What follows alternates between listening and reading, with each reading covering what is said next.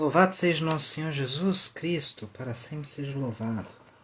Estou aqui mais um dia, é o nosso 7º dia de leitura do nosso tratado.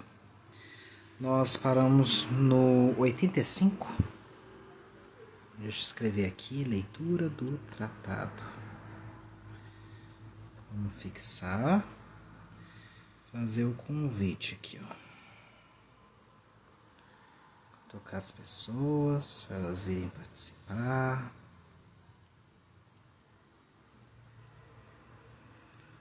Não vou mandar para mim mesmo, né? Não faz sentido. Ai, ai.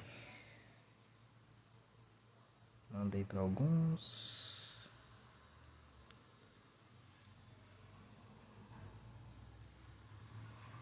Pronto. Guarda só um segundinho. Já deixar aqui o dedo na página. 83.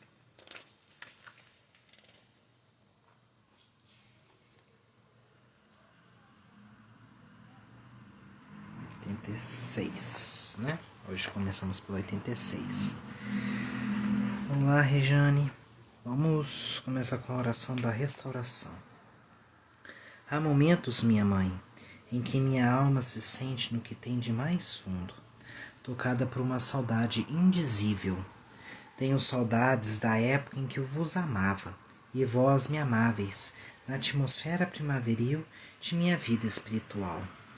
Tenho saudades de vós, Senhora, e do paraíso que punha em mim a grande comunicação que tinha convosco. Não tendes também vós, Senhora, saudades deste tempo? Não tendes saudades da bondade que havia naquele filho que eu fui? Vinde, pois, ao melhor de todas as mães, e por amor ao que desabrochava em mim, restaurai-me, recomponde em mim o amor a vós, e fazei de mim a plena realização daquele filho sem mancha, que eu teria sido se não fosse tanta miséria. Dai-me, ó Mãe, um coração arrependido e humilhado, e fazei luzir novamente nos meus olhos aquilo que, pelo esplendor de vossa graça, eu começara a amar tanto e tanto. Lembrai-vos, Senhora, deste Davi e de toda a doçura que nele punheis. Assim seja. Então, gente, iniciar aqui o 86. Tudo isso é tirado de São Bernardo e São Boaventura. Só relembrar aqui.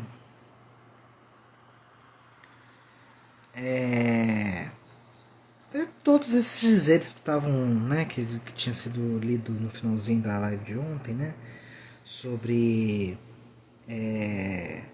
esse pertencimento, né, da nossa escravidão a Jesus Cristo, né, porque que nós também não seríamos escravos da mãe dele, né, se há tantas personalidades bíblicas, né, eles tinham seus serventes, eles tinham os que, né, trabalhavam para tal, por que de Nossa Senhora não seria o mesmo, ela tão ligada e tão próxima a Jesus, né? E que tudo que é por Maria é por Jesus, né? Indiretamente é por Jesus. Então tudo aquilo que nós pedimos e desejamos, né, a nossa boa mãe, é algo que ela leva até o nosso Jesus Cristo, né? E para ele é todo prazer, né, realizar a vontade da mãe.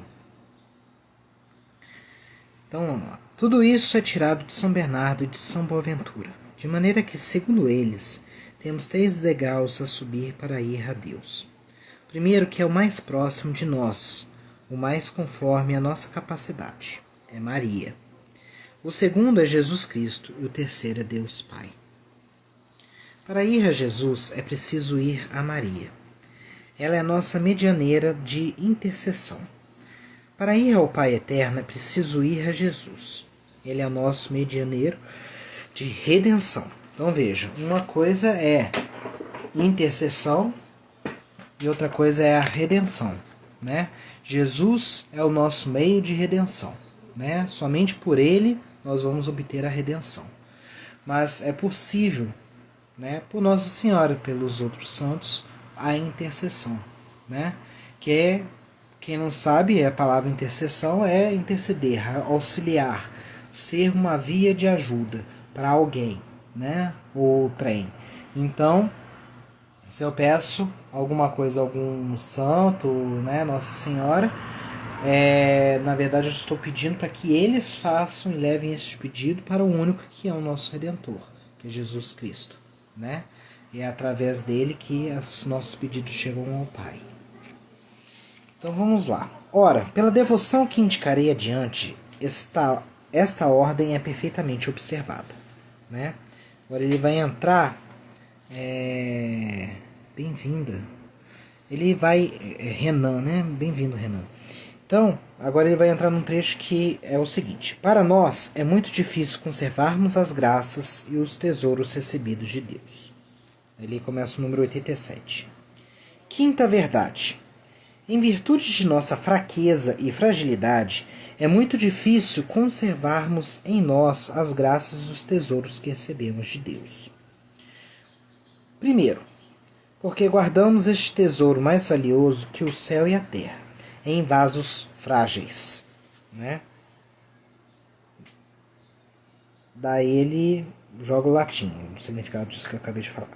Num corpo corruptível, né? Numa alma fraca e inocente, que por um nada se perturba e abate. 2. Porque os demônios, que são finos ladrões, querem nos surpreender de improviso, para nos roubar e despojar. Espreitam dia e noite o momento favorável para isso. Rondam incessantemente para nos devorar e nos tirar num momento. Por um pecado, tudo o que podemos ganhar nas graças e nos méritos de vários anos. Até, né, isso me lembra Santa Teresa d'Ávila, né? Dos seres, né, malignos que nos rondam para atrapalhar de subirmos nas moradas, né? Quem conhece Santa Teresa d'Ávila, né, o Castelo Interior, sabe o que eu estou falando, né? Dos seres que estão espreitando para nos atacar, né? E esse ataque é o que? Justamente para nos levar ao pecado, né? Nas tentações. Então o mal sempre está à nossa espreita, né? Precisa estar numa morada muito alta para não estar suscetível a isso. E mesmo quem está nas altas moradas, desce as moradas, né? Não por conta própria, mas pela vontade de Nosso Senhor, para justamente passarem por provações, para através das provações crescerem em santidade. Sua malícia, sua experiência, suas artimanhas e seu número devem nos fazer temer imensamente essa infelicidade, visto que pessoas mais cheias de graça, mais ricas em virtudes, mais fundadas na experiência e mais elevadas em santidade, foram surpreendidas, roubadas e lamentavelmente sequestradas, como eu disse, né? Mesmo quem está nas mais altas moradas, elas entram em situações de emboscada do maligno. Quantos cedros do Líbano, acho que é cedros, do Líbano, e quantas estrelas do firmamento não se viu cair miseravelmente e perder toda sua altura e claridade em pouco tempo. De onde vem essa estranha mudança?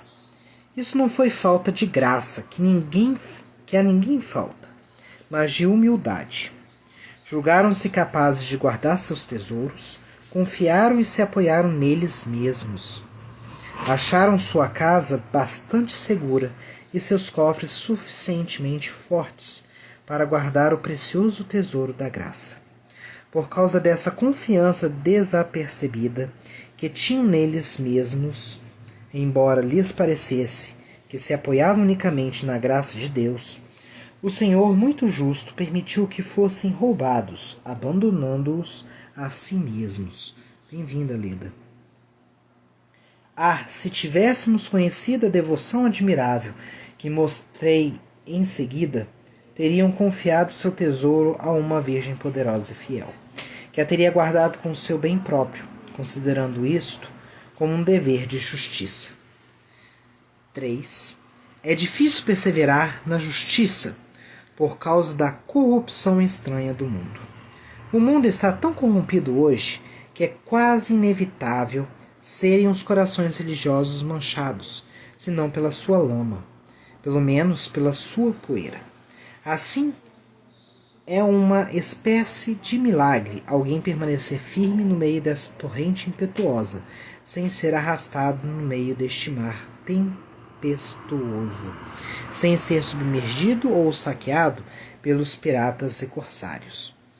No meio deste ar empestado, sem ficar contaminado. É a Virgem, a única sempre fiel, sempre a qual a serpente nunca teve poder, que faz esse milagre em favor daqueles e aquelas que a amam da melhor maneira. Então, São Luís está falando justamente da nossa consagração, de nós nos colocarmos a confiança de Nossa Senhora, né? Sobre a proteção dela, dos nossos bens espirituais, ou seja, das nossas orações, da nossa vivência, da nossa espiritualidade, né? Eu confesso que eu pessoalmente cresci muito, né, em vida de oração. Há muito ainda para crescer, mas do que eu era e do que eu vivia, eu cresci muito, né? Então, realmente, aquela inconstância, aquela falta de perseverança na vida de oração, na espiritualidade, melhorei muito após a minha consagração. E espero melhorar mais e mais a cada renovação. Então, tópico B, né, dessa unidade de São Luís. Sinais da verdadeira devoção a Maria. Deixa eu dar uma olhada. 90. Posta essas 5 verdades, é preciso, mais do que nunca, fazer uma boa escolha da verdadeira devoção à Santíssima Virgem, pois há cada vez mais falsas devoções à Santa Virgem, fácil de serem tomadas por verdadeiras.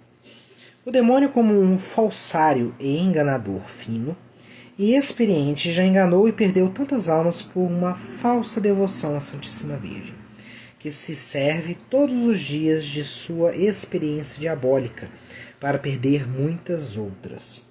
Ele as distrai e as adormece no pecado, sob pretexto de algumas preces mal rezadas e de algumas práticas exteriores que lhes inspira. Assim como um falsário não falsifica ordinariamente senão o ouro e a prata, e muito raramente os outros metais, porque não valem a pena, assim o espírito maligno não falsifica tantas outras devoções, quanto as de Jesus e de Maria. A devoção à Santa Comunhão e a devoção à Virgem Santa, porque essas são, entre as demais devoções, o que são o ouro e a prata entre os metais. É, pois, muito importante conhecer primeiro as falsas devoções à Santíssima Virgem para as evitar e a verdadeira para a abraçar. Segundo, entre tantas práticas diferentes da verdadeira devoção à Virgem Santa, qual é a mais perfeita, a mais agradável a Deus? Mais agradável a ela e que dá maior glória a Deus e a mais santificadora para nós, a fim de a essa nos apegarmos. Eu vou mostrar para vocês uma imagem da Virgem do Rosário e Santo Agostinho, paróquia do Santo Gervásio e Santo Protásio, em Mestre, Itália. Aqui não está aparecendo Santo Agostinho. Então, falsos devotos e falsas devoções à Santa Virgem, né? Vamos lá. 92. Encontro 7 tipos de falsos devotos e de falsas devoções à Virgem Santa, a saber. Primeiro, os devotos críticos. 2. Os devotos escrupulosos. 3. Os devotos exteriores. 4. Os devotos presunçosos. 5. Os devotos inconstantes. 6. Os devotos hipócritas. E 7. Os devotos interesseiros. Vamos... isso ele vai explicar cada um deles. Vamos começar pelos devotos críticos.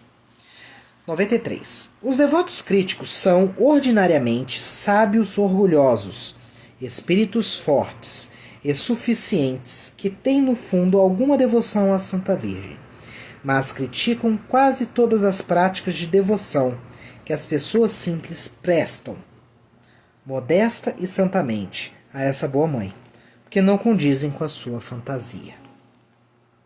Duvidam de todos os milagres e histórias contadas por autores dignos de fé ou tiradas das crônicas de ordem religiosas que atestam as misericórdias e o poder da Santíssima Virgem.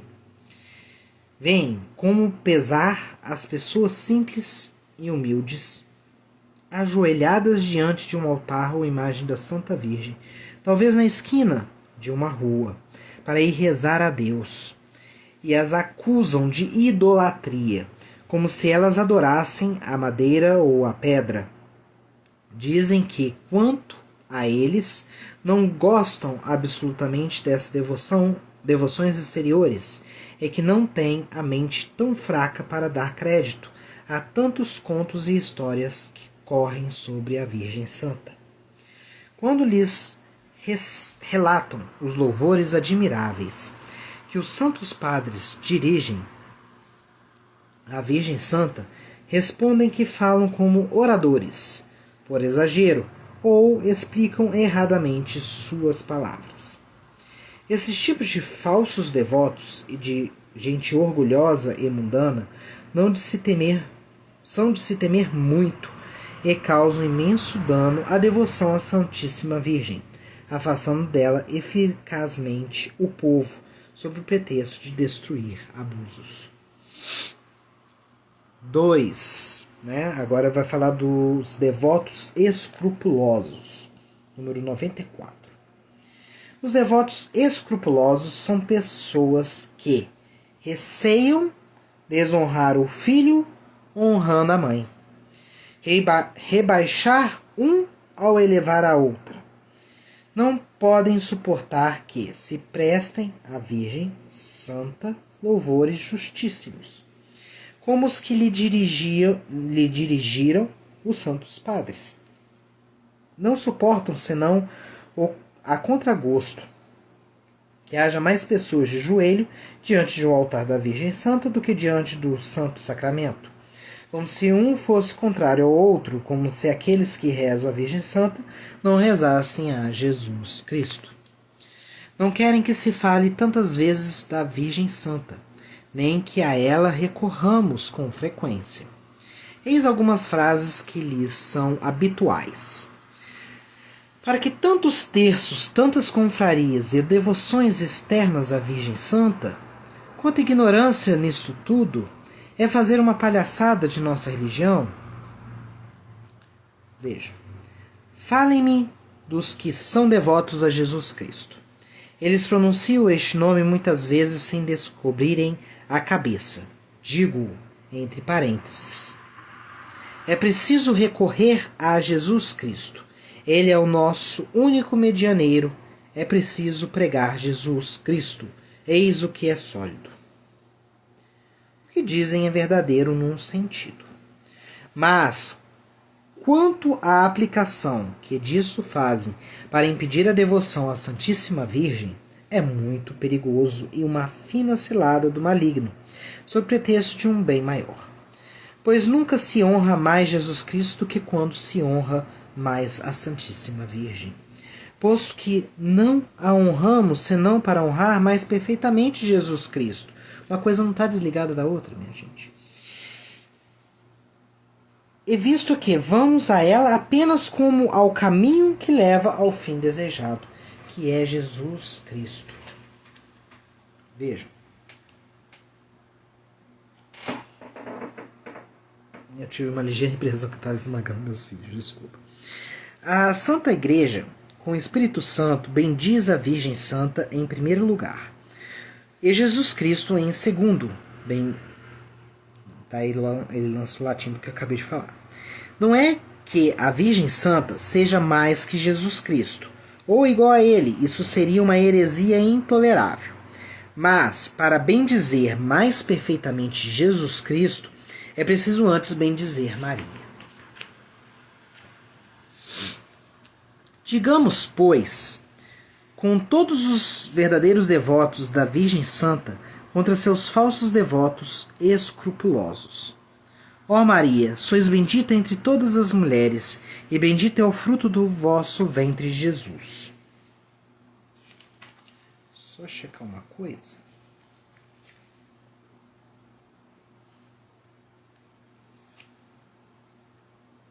Tá. Os devotos... Isso. Os devotos exteriores são pessoas que fazem consistir toda a devoção à Santíssima Virgem em práticas externas. Contentam-se apenas com a exterioridade dessa devoção, porque não têm nenhum espírito interior. Rezarão muitos terços às pressas. Ouvirão várias vezes. Rezarão muitos terços às pressas. Ouvirão várias missas sem atenção. Irão às procissões sem devoção, entrarão em todas as suas confrarias sem mudar de vida, sem dominar suas paixões e sem imitar as virtudes da Santíssima Virgem. Só amam o que há de sensível nessa devoção, sem experimentar o que nela consiste de sólido. Se não tiverem prazer sensível em suas práticas, acham que já não fazem nada, desorientam-se, abandonam tudo ou tudo fazem precipitadamente? Gente, perdão. Acho que já não fazem nada, desorientam-se, abandonam-se tudo ou tudo fazem precipitadamente. Ponto. O mundo está cheio desses devotos exteriores, e são eles os que mais criticam as pessoas de oração que as aplicam ao interior, por ser o essencial, sem desprezar o exterior de modéstia que acompanha sempre a verdadeira devoção. Então pessoas que vivem por viver. Participa de tudo, está em tudo, mas não se permite a graça entrar e não se permite transformar. Não procura uma conversão, só procura participar, estar com. Os devotos presunçosos, 97. Os devotos presunçosos são pecadores abandonados às suas paixões, ou amantes do mundo, que, sob o belo nome de cristão e devoto à Virgem Santa, escondem o orgulho e a avareza, ou a impureza, ou a embriaguez, ou a raiva, ou a blasfêmia, oi Mari, ou a blasfêmia, ou a maledicência, ou a injustiça, etc. Dormem placidamente em seus maus hábitos, sem fazer esforço para se corrigir sob o pretexto de que são devotos da Virgem. Acho que é até pior do que os devotos exteriores, né? Dizem a si mesmos que Deus os perdoará, porque rezam seu terço, jejuam aos sábados, isso que a maioria também no jejum, né? Pertencem à confraria do Santo Rosário ou do Escapulário ou às suas congregações, porém trazem um pequeno hábito ou a correntinha da Virgem Santa, etc. Quando alguém lhes diz que a sua devoção não é senão uma ilusão do demônio, é uma presunção perniciosa capaz de perdê-los, não querem acreditar. Dizem que Deus é bom e misericordioso, que não os criou para perdê-los, que não há homem que não peque. Dizem que não morrerão sem confissão e que um bom ato de contrição na hora da morte é suficiente. Se vocês for pensar isso na época de São Luís, né? Hoje em dia eu acho que é o que mais tem, católico desse jeito. Né? Jesus é amor, tá tudo certo. Né? E ademais, são devotos da Virgem Santa, portanto, o escapulário, Rezam diariamente, sem falha e sem vaidade. 7 Pai Nossos, 7 Ave Marias em sua honra. Às vezes rezam até o terço e o ofício da Virgem Santa e até jejuam, etc. Para confirmar o que dizem e ainda mais se enganarem, citam algumas histórias que ouviram ou leram em livros, verdadeiras ou falsas, pouco importa, segundo as quais pessoas mortas em pecado mortal, sem confissão, foram ressuscitadas para se confessar, porque durante a vida tinham dito algumas preces ou praticados alguns atos de devoção à Virgem Santa. Ou então, como sua alma permaneceu milagrosamente no corpo até a confissão, ou obteve de Deus a contrição e o perdão de seus pecados, graças à misericórdia da Virgem Santa, e com isso foram salvas. E esses falsos devotos esperam mesmo. Agora uma imagem aqui que tem a seguinte legenda: alguém pode verdadeiramente dizer que ama e honra a Virgem Santa quando, por seus pecados, ofende e fere, crucifica e ultraja impiedosamente seu Filho Jesus Cristo?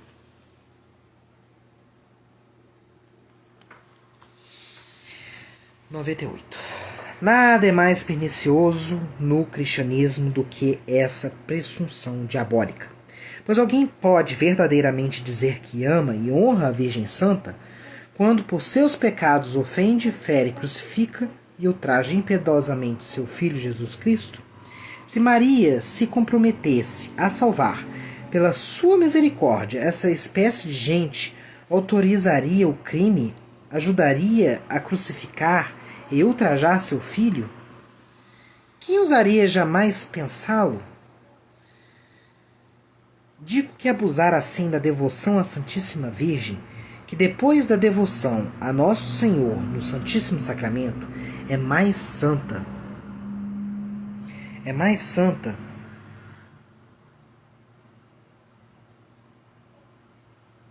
Digo que abusar assim da devoção à Santíssima Virgem, que depois da devoção de Nosso Senhor no Santíssimo Sacramento é mais santa e mais sólida, é cometer um horrível sacrilégio.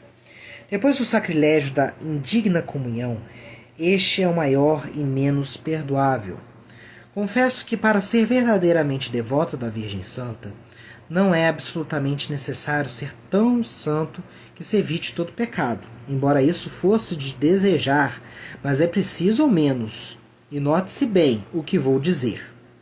Primeiro, ter uma sincera resolução de evitar ao menos todo pecado mortal que ultraja a mãe, tanto quanto o filho.